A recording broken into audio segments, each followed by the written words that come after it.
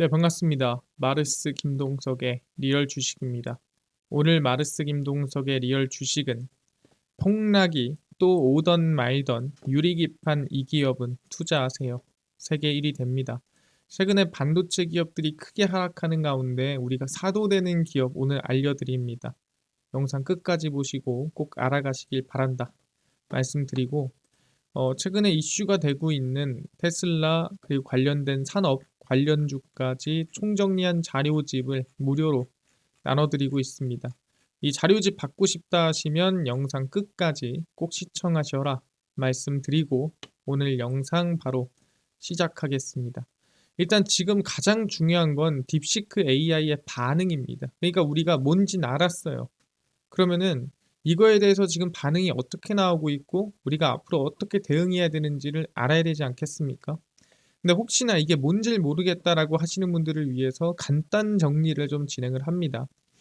일단 중국에서 만든 AI 회사고요. 이 회사가 만든 게 훈련 비용이 원래 1억 달러. 그러니까 뭐 대략 따지면은 한 1,300억, 1,400억 들던 게 500만 달러 수준으로 가능하더라라고 얘기를 한 거고요. 필요한 GPU 개수도 원래 H100 10만 개 정도 있어야 AI를 만들 수 있었는데 이거보다 더 성능이 낮은 H800으로 2000대 정도면 가능하더라 라고 한 거죠. 그리고 파라미터도 원래 1조 8천억 개씩 계속 갖다 써야 가능하던 AI가 아니라 6710억 개에서 약 370억 개 정도만 꺼내 쓰다가 필요할 때만 가끔 더 많이 꺼내 쓰는 수준으로 커버가 가능하더라. 메모리 사용량 같은 경우에도 기존 AI 대비 75%가 감소가 된 수준입니다. 근데 뭐예요? 지금 여기서 줄었고 여기서 줄었고 여기서 줄었는데, 그리고 전력량도 메모리량도 줄었는데 성능은 같거나 높더라 라는 얘기가 최근에 나온 거죠. 그러니까 AI 기업들 또는 AI 반도체 기업들이 크게 하락이 나온 이슈가 딥시크 AI 사태라고 보시면 될 것 같습니다.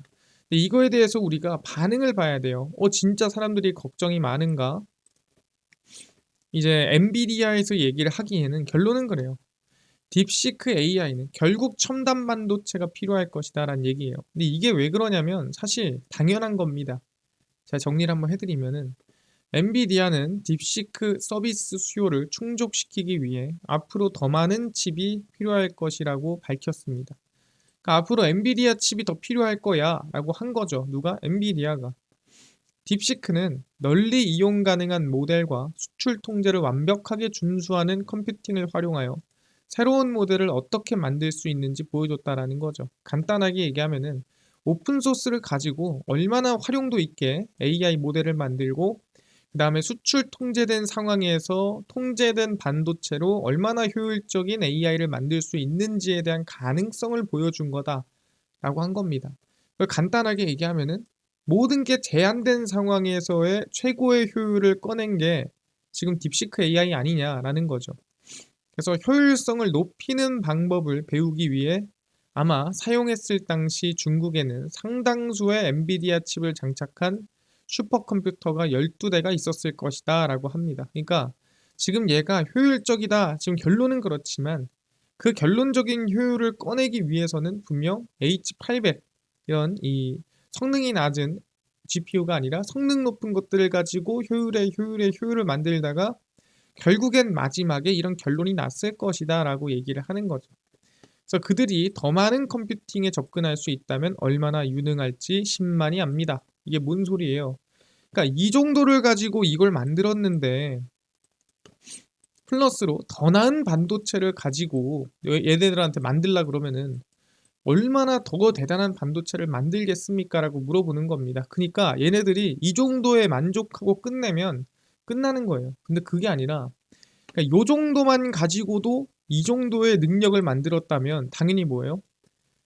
우리는 뭐가 필요합니까? only one, 그리고 베스트가 필요한 거죠. 최고의 AI를 만들기 위해서라면 얼마나 더 성능 있는 반도체를 썼을 때 얼마나 더 멋진 결과가 나올지는 아무도 모른다는 거죠. 그러니까 얘네들도 지금은 효율을 따졌지만 앞으로는 그 효율과 첨단 반도체를 섞어서 더 1등의 AI를 만들어낼 것이다. 그럼 너네들은 첨단 반도체 안 쓸 거야? 라고 하는 거죠. 당연히 쓰겠죠. 그래서 보면은 사실 우리 잘못이 없어요란 뜻이에요. 마이크로소프트와 같은 회사로부터 수십억 달러 규모의 자본 투자가 동일한 결과를 훨씬 저렴하게 얻을 수 있음에도 불구하고 낭비되고 있다라는 거죠. 그러니까 야, 우리 같은 좋은 칼을 가지고 야, 문화 쏠고 있는 거 아니냐라는 거죠. 왜? 야, 우리 칼은 지금 딥시크 봐라. 야, 우리의 그 발전되기 전에 반도체를 가지고도 요 정도 AI를 만들어내는 친구들인데 이거는 얘네들이 대단한 게 아니야. 우리의 반도체 칩이 좋았는데 너네들이 활용을 못한 거 아니겠어? 그 활용의 정점이 얘네다. 요 정도 활용했으면 아마 너네도 이거보다 훨씬 더 나은 AI를 만들었을 텐데 야, 너네들 너무 안일한 거 아니야? 이렇게 얘기를 한 거죠, 엔비디아가. 그래서 AI 붐과 엔비디아 GPU 수요의 대부분은 오픈 AI 연구자들이 2020년에 제안한 AI 개발 개념인 스케일링 법칙에 의해 주도됐습니다. 스케일링 법칙이 뭐예요? 간단합니다. 미친 듯이 규모를 키우면 효율이 좋아질 거야. 이런 뜻이에요. 그러니까 일단 AI 반도체 데이터 센터 있는 거 없는 거 다 때려 박아.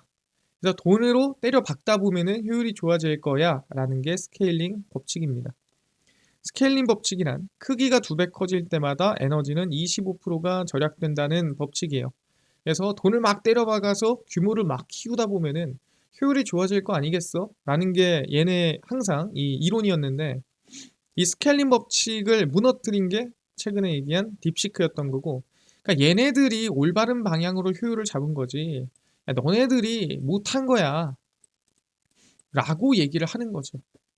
그래서 얘네들이 뛰어난 게 아니라 너네들이 모자란 거다. 지금까지 AI 반도체를 비효율적으로 사용을 했고 더 나은 반도체를 제대로 사용하면 지금보다 말도 안 되는, 그러니까 뭐 챗GPT 이런 게 아니라 이거보다도 말도 안 되는 AI 결과값이 나올 것이다. 그러니까 야, 각성해, 뭐 이런 뜻입니다. 그래서 실제로 기술력이 우리가 부족하네 이게 아니에요. 엔비디아는 야, 우리 기술력이 부족한 게 아니라 너네 소프트웨어가 너무 안일했어 라고 결론을 내버린 거죠. 근데 사실 틀린 말은 아니라고 생각은 합니다. 그래서 앞으로 그러면 결국엔 좀 더 효율을 챙기면서 훨씬 더 나은 반도체를 쓰면서 더 나은 AI를 만드는 방향으로 갈 것이다라고 보고 있는 거죠. 당연한 얘기죠. 그러니까 쓸 수 있는데 안 쓰겠어요? 굳이 쓰겠죠. 그래서 오픈 AI도 딥시크에 대한 발언을 진행을 했죠. 샘 올트먼 CEO는 딥시크 R1 모델에 대해 제작 비용을 고려한다면 인상적이다라고 했습니다. 그러니까 뭐 이 정도 써가지고 요 정도 효과를 냈어? 야, 너네 진짜 잘하긴 했네. 인정한 겁니다. 사실 왜냐면 오픈 소스라 이걸 인정 못할 게 없어요. 왜? 다 오픈돼 있어서 다 까보면 얘네들이 가짜인지 진짜인지 어떤지 알아볼 수 있는데 까보니까 사실 문제는 없다라는 거예요. 진짜더라. 그래서 오케이, 인정할게. 그래서 딥시크를 일단 경쟁자라고 지칭은 했지만 성능 경쟁력보다는 가격 경쟁력에 더 방점을 찍은 겁니다. 그러니까 가격 대비 좋네 라고 얘기를 한 거죠. 훨씬 저렴한 가격으로 개발한 것은 수긍합니다. 그래, 너네 저렴하게 잘 만들었네.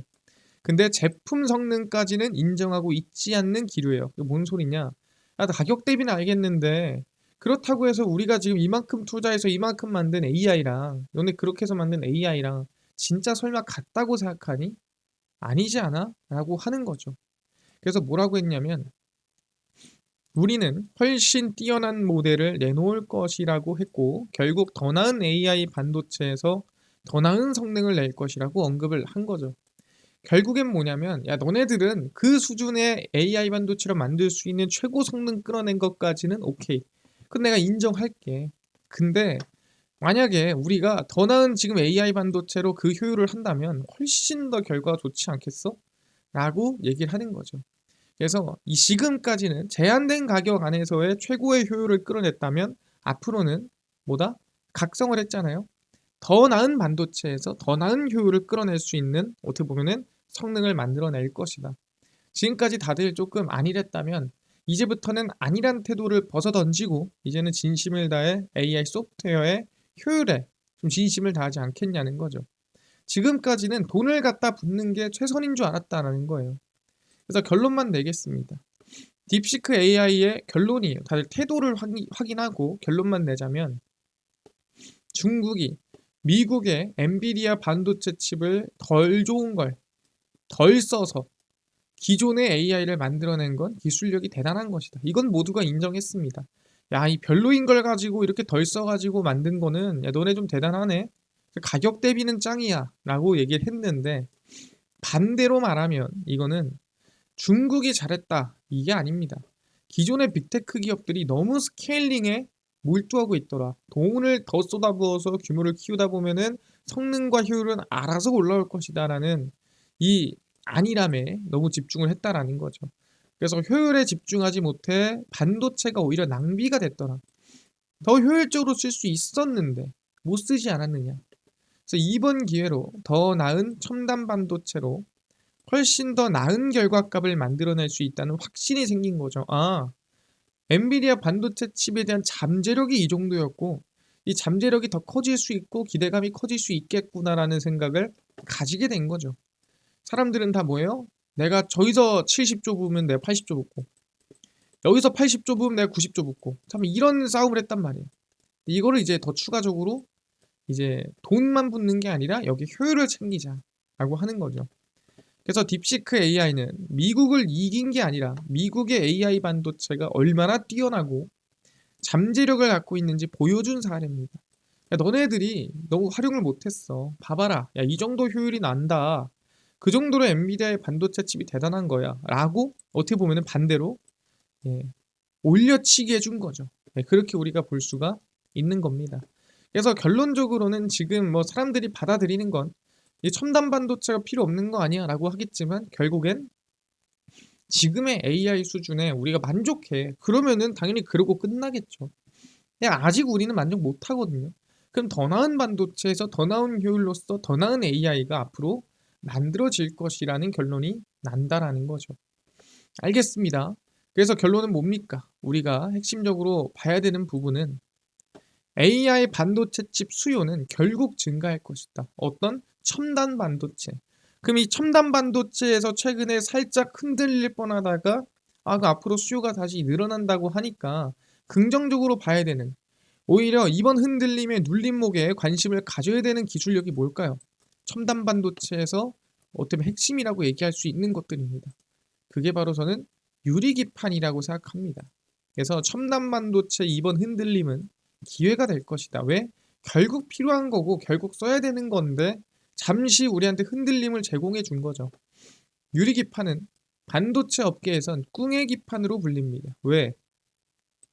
제일 문제가 발열 아니겠습니까? 우리가 스마트폰도 오래 쓰면 뜨거워지죠. 뜨거워지면 어떻게 됩니까? 효율이 떨어지고 효율이 떨어지다 보니까 실질적으로 기존만큼 에너지를 많이 못 쓰거나 또는 성능을 많이 못 쓰는 경우가 많다라는 거예요. 그래서 각 칩에서 발생한 열로 인해 이 기판이 휘거나 왜 플라스틱이다 보니까 열에 약하겠죠. AI 반도체 전체 성능 및 에너지 효율이 떨어질 위험이 크다라는 거예요. 그래서 야 이거 어떻게 해야 되나 라고 생각을 해봤는데 이거를 유리기판으로 해결할 수 있지 않겠냐라는 거예요.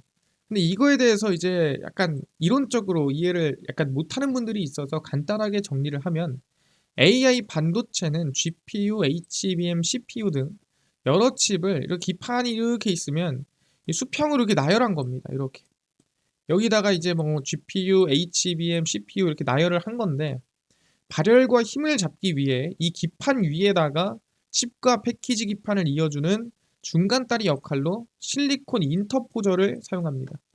그러니까 플라스틱 칩 이렇게 있잖아요. 근데 여기다가 바로 연결하면은 얘가 열이 약해. 휘어버려. 그리고 강도가 약해. 그리고 휘어버려. 그러니까 여기 위에다가 열에 좀 더 강하고 좀 더 단단한 실리콘 인터포저를 깔아줍니다. 깔고 여기다가 HBM, GPU, CPU를 올려놓는 거예요.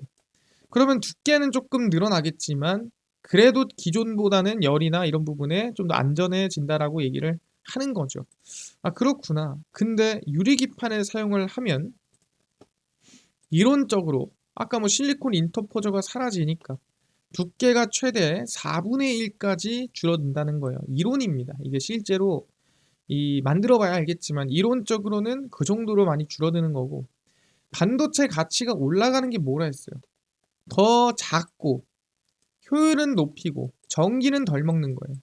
근데 지금 사실 유리기판 도입하면은 열이 떨어지니까 효율은 올라가죠. 그 다음에 유리기판에 아까 실리콘 인터포저를 빼고 직접 붙이니까 당연히 전력에 대한 순환도, 전력 손실이 적어지겠죠. 그리고 제일 중요한 크기도 줄어듭니다. 그럼 뭐예요? 반도체에 대한 가치가 올라갈 수밖에 없는 이 세 가지를 모두 지니고 있는 게 유리기판이다라고 볼 수가 있는 겁니다. 그래서 유리의 표면 거칠기는 10나노 이하로 유리기판보다 대략 이 40배에서 60배 정도 작아. 그러니까 일반 기판입니다. 유기기판보다 한 40배에서 60배 정도 거칠기가 적다라는 거예요. 그러다 보니까 미세한 회로 작업이 하기 쉽더라. 그러니까 간단한 게 여러분들이 도화지가 울퉁불퉁해. 그럼 그림 그리기 쉽습니까? 어렵죠. 근데 도화지가 빳빳해. 그림 그리기 쉽습니까? 그림 그리기 쉽죠. 네, 그런 겁니다. 그래서 유기기판보다 더 매끈매끈하니까 그리기가 더 쉽고 사실 아까 얘기한 이 흔히 얘기하는 수율이 더 좋아지는 거죠. 그래서 유리기판이 3D 패키징 시대에 도에도 앞당길 수 있을 것으로 보고 있습니다. 왜? 무거운 것도 버티니까. GPU 위에 HBM을 쌓는 등 칩 위에 칩을 올리는 거예요. 2D가 뭡니까? 옆으로 쌓는 거. 3D가 뭐예요? 위로 쌓는 거. 간단한 거죠. 위로 쌓으면 그만큼 발열도 이만큼 많이 나겠지만 그걸 버티고 무게도 무겁겠지만 그걸 버텨낼 수 있는 게 유리기판이다. 그래서 기존의 발열이나 휨 문제를 잡는다면 진정한 의미의 3D 패키징이 가능할 것이다 라고 얘기를 하는 거죠. 저 개인적으로는 그래서 아까 얘기했죠. 딥시크가 이런 AI 반도체의 첨단을 이런 방향을 더 앞당길 확률이 오히려 높다라는 거죠. 왜? 와, 그럼 이 한계는 어디일까? 첨단 반도체 땡겨서 효율까지 써보자 라는 방향으로 갈 가능성이 높다라는 거죠. 야, 좀 더 효율적인 걸 찾아봐. 이게 아니라 더 높은 곳을 향해 달려갈 확률이 높다라는 거예요. 그렇구나. 그래서 저는 유리기판에서 가장 직접적인 수혜를 볼 수 있는 그리고 이번 딥시크 사태에서 가장 깊은 수혜를 볼 수 있는 기업이 어디일까 고민을 항상 했지만 결론은 저는 SK 하이닉스라고 저는 생각을 합니다. 첫 번째로 유리기판의 낮은 수율 등의 문제를 해결하고 대량 양산이 가능해지면 결국엔 SK 하이닉스 HBM에 적용을 할 겁니다. 그래서 SKC가 유리기판 양산이 예상대로 진행이 된다면 SK그룹 내 SK 하이닉스가 고객사가 분명 될 것이다 보는 겁니다. 자기네 회사들끼리 다 해먹는 거죠. 그래서 유리기판 패키징에 가장 수혜를 볼 수 있는 기업은 SK 하이닉스로 다른 기업에 추가적인 영향력이 가능하죠. 왜? 우리는 유리기판도 하고 HBM도 하니까. 그래서 더 얇고 효율적인 HBM 패키징을 통해 성능 극대화 가능성이 높다. 그리고 실제로 제가 실적을 항상 말씀을 드리죠. 보면은 영업이익이 1분기 눌림목이 나오고 2, 3, 4 성장세가 이어지는 걸 확인할 수가 있습니다. 그래서 저는 눌림목이 나왔을 때는 기회라고 보는 거예요. 그래서 이 기회에 반등을 기대해 볼 수 있지 않을까 생각을 합니다. 항상 얘기하는 가격 있죠. SK하이닉스는 저는 이 19만 원 라인 때 관심을 좀 보고 가면 좋지 않을까 생각을 합니다. 뭐 19만 원이라고 한다면 마이너스 뭐 한 정말 15%까지도 빠졌을 때 19만 원이겠는데 이번에 흐름 지켜봐야겠죠. 왜냐면 제일 중요한 게 엔비디아가 하락이 나오긴 했습니다. 근데 엔비디아가 16% 빠지고 반등을 하긴 했는데 그래도 마이너스 10%예요. 그 뜻은 아직도 10% 빠진 상태라는 거죠. 그러다 보니까 그 영향이 SK하이닉스에 얼마나 갈지 보면서 저는 19만 원대에 관심을 좀 가지면 좋지 않을까 말씀을 드리겠습니다. 이해를 했고요. 뿐만 아니라 아까 테슬라 관련된 산업, 그다음에 관련주까지 총정리한 자료집을 무료로 나눠준다고 했는데 혹시 어디서 받을 수 있나요? 또는 당일 급등이 예상되는 단타 종목을 매일 무료로 좀 나눠주시고 장 시작 전에 급등이 예상되는 뉴스라든가 시황을 무료로 나눠주시고 테마주라든가 매매법 강의를 무료로 나눠주세요 하시는 분들이 있어서 김동석 대표가 100% 무료로 나눠드리고 있습니다. 바로 김동석의 리얼 주식 연구소라는 100% 무료 어플이고요.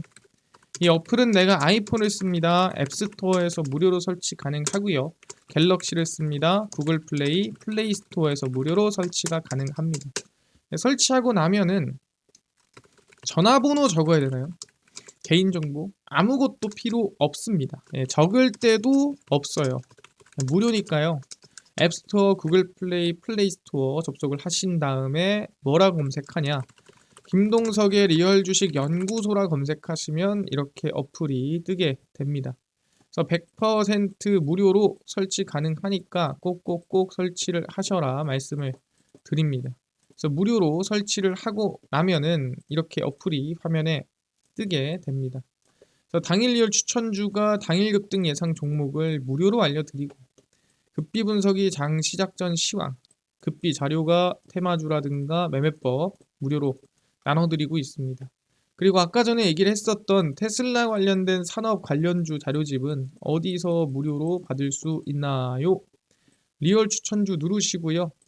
들어가시면은 저희가 여기 트럼프 일론 머스크 관련 기업 총정리해서 무료로 올려놨습니다. 이거 누르고 들어가시면은 맨 밑에 테슬라 전기차 자율주행 총정리, AI 반도체 로봇 자율주행 총정리 저희가 무료로 나눠드립니다. 믿져야 본전이니까요. 무료로 꼭 받아가시고요. 뿐만 아니라 리얼 추천주에서는 1월 24일, 23일, 22일, 21일 추천주도 매일 무료로 나눠드리고 급비 분석은 장 시작 전 시황입니다. 해외 증시 국내 이슈 장전에 저희가 무료로 정리를 해드리고요. 급비 자료는 당일 있었던 이슈 관련주 무료로 정리를 해드립니다. 그래서 김동석의 리얼 주식 연구소 제가 평생 100% 무료로 운영하는 어플이니까 종목, 시황, 테마주 강의 꼭 얻어 가시고요. 뿐만 아니라 저희 마르스 김동석의 리얼 주식 유튜브 여러분들의 사랑으로 커갑니다. 네, 구독자 20만 명 향해 달려가니까요. 유튜브 구독, 영상 좋아요, 그 다음에 댓글까지 남겨주시면 너무나도 감사하겠다 말씀드리면서 오늘 영상 여기서 마치고 다음번에 더 좋은 영상으로 찾아뵙도록 하겠습니다. 감사합니다.